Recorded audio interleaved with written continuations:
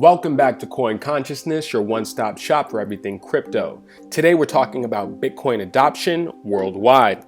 We're going to highlight the countries and populations of people that have adopted Bitcoin to the fullest. Using the chain analysis metrics, the way they rank countries is by raw cryptocurrency transaction volume, which should give you a straightforward view of where the most cryptocurrency activity is happening. Chain Analysis has ranked all 146 countries for which we have sufficient data. First off, we're going to start with the continent of Africa. The highest ranking African nation is Nigeria with a rank of 11.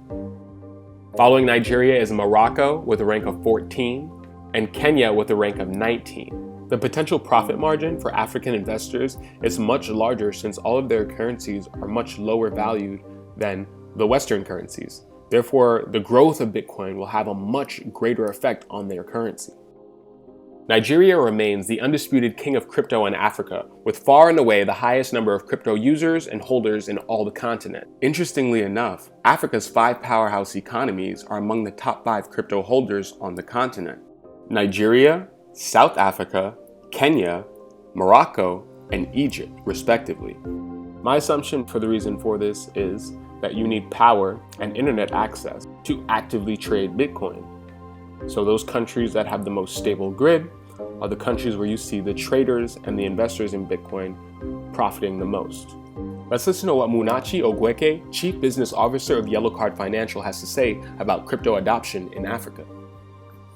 To see and gain more value, not just in trading, but also in remittance, receiving payments, and also keeping value. In countries where,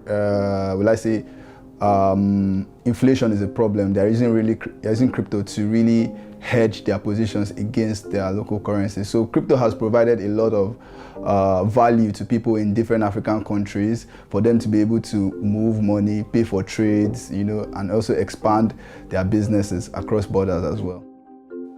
Now let's talk about Southeast Asia. For the second consecutive year, Vietnam is ranked first in cryptocurrency adoption. A look at sub-rankings show that Vietnam shows extremely high purchasing power and population-adjusted adoption across centralized, DeFi, and peer-to-peer cryptocurrency tools. Other sources have also noted Vietnam's love for cryptocurrency.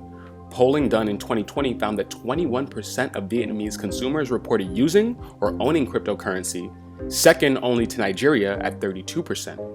And the adoption rate has likely only grown since then. Reports from local media suggest that cryptocurrency-based gaming, including games following the play-to-earn and move-to-earn models, are particularly popular in the Southeast Asian country. That goes not just for users, but builders too, as the top-grossing peer-to-peer game Axie Infinity is based in Ho Chi Minh City, with its success inspiring more crypto gaming startups to find success in Vietnam. The United States moved up to 5th in Chain Analysis's index ranking from 8th in 2021 and 6th in 2022. The US ranks in top 3 of each sub-index, with the exception of population and purchasing power adjusted peer-to-peer exchange usage, where it ranks much lower at 111th.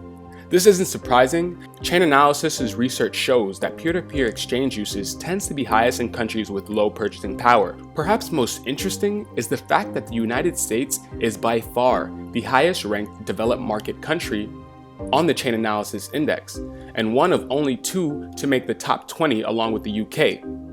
Countries like the United States, which have a large banking sector, don't really need peer-to-peer exchanges, where countries in Southeast Asia and Africa may not have as much access to banking capital. Therefore, peer-to-peer exchanges are a necessity. Let's listen to ARK Investment Management CEO Cathie Wood give her opinion on Bitcoin.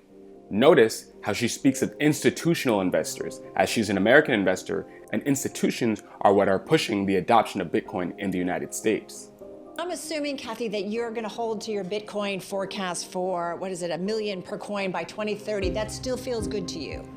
Yes, and you can, sometimes you need to battle test. You need to go through crises to see who the real, to see the survivors, first of all, but really to battle test the infrastructure and the thesis. And again, we think Bitcoin is coming out of this smelling like a rose because of what I have mentioned previously. And I do think, though, the one thing that will be delayed is perhaps institutions stepping back and just saying, okay, do we really understand this?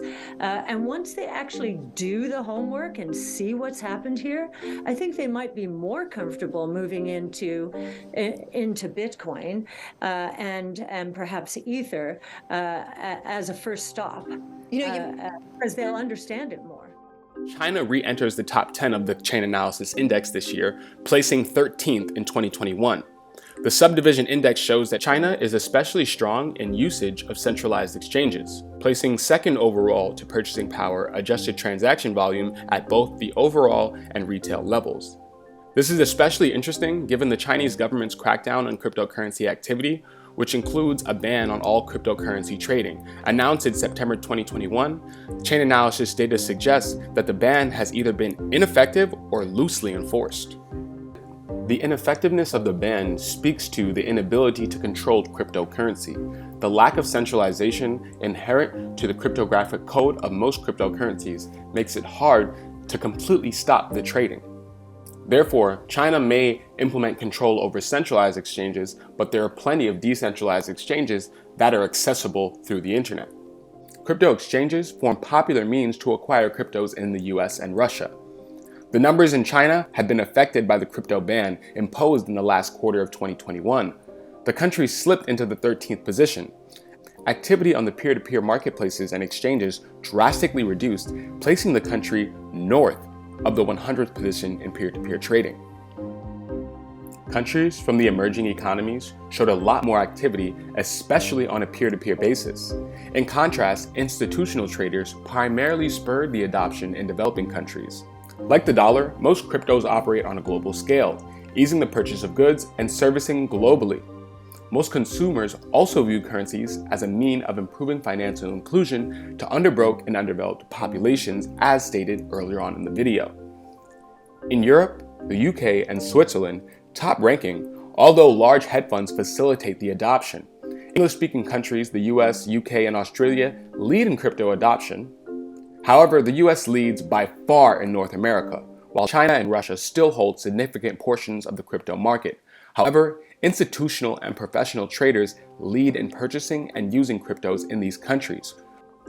Vietnam, India, and Pakistan lead the way, according to data from Chain Analysis. Many see it as an instrument for saving, money transfer, and business transactions. In the Philippines, some crypto exchanges have licenses to function as remittance companies. However, consumers from Eastern Europe see crypto as a means of avoiding financial institutions and tax evasion. The acquisition of crypto is powered by peer-to-peer marketplaces such as Paxful and Local Bitcoins. These platforms form the principal on-ramp into crypto, especially Bitcoin. The uptake is made sufficiently easy due to the integration of local payment methods. Data from cryptocurrency trading platforms show activity heavily skewed towards peer-to-peer platforms in Africa and Asia. The majority of these transfers are under $10,000. Countries like El Salvador have recently adopted one as their legal tender due to weak currencies. Like the dollar, most cryptos operate on a global scale, easing the purchase of goods and servicing globally. Most consumers also view currencies as a mean of improving financial inclusion to underbroke and underdeveloped populations, as stated earlier on in the video. Brazil has an index rank of 7, followed by Argentina's index rank of 13. Colombia has an index rank of 15. Ecuador has an index rank score of 18. Peru has an index rank of 35. Bolivia has an index rank of 42, while El Salvador has an index rank of 55. If we focus more deeply on South and Central America, we'll see Brazil as a very big standout player, along with El Salvador. Crypto adoption has grown in South America by leaps and bounds. El Salvador has made Bitcoin legal tender, and this has played a key role in the shift in sentiment. Bitcoin adoption has been beneficial to El Salvador's unbanked population and has also attracted tourism and investment. South Americans are looking to crypto as a way to escape high inflation. In Argentina, for example, inflation has reached 64%. When paid for in Argentine pesos, Bitcoin is more expensive than it was a year ago. Competition in Brazilian's crypto market is getting tougher as well. Brazil has seen some growing competition in their crypto market. In addition to new crypto, the Mexican exchange Bitso has also hit 1 million users, and the market leader Mercado Bitcoin has 5 million users. Fearing that it will be left behind, Santander, one of the top 5 banks in Brazil, also announced that it's launching a crypto platform in the coming months. So remember, crypto is flourishing all around the world. There may be some government actors trying to suppress or regulate crypto, but don't let the FUD scare you out of the market. Although inflation in America isn't as bad in these Latin American and African countries, we can still be using crypto as a hedge against inflation. Pay attention to the news in Nigeria, China, Russia, Ukraine, and all the top countries surrounding crypto, and that'll help you get the edge in the crypto market. Well, that's it for today. Thank you for tuning in to Coin Consciousness, your one-stop shop for everything crypto. I'm Hans, and I'll be back here tomorrow with another episode. So please make sure to like, comment, subscribe, and click the notification bell. Stay tuned until episode 30, when you will finally get a face reveal of your beloved host.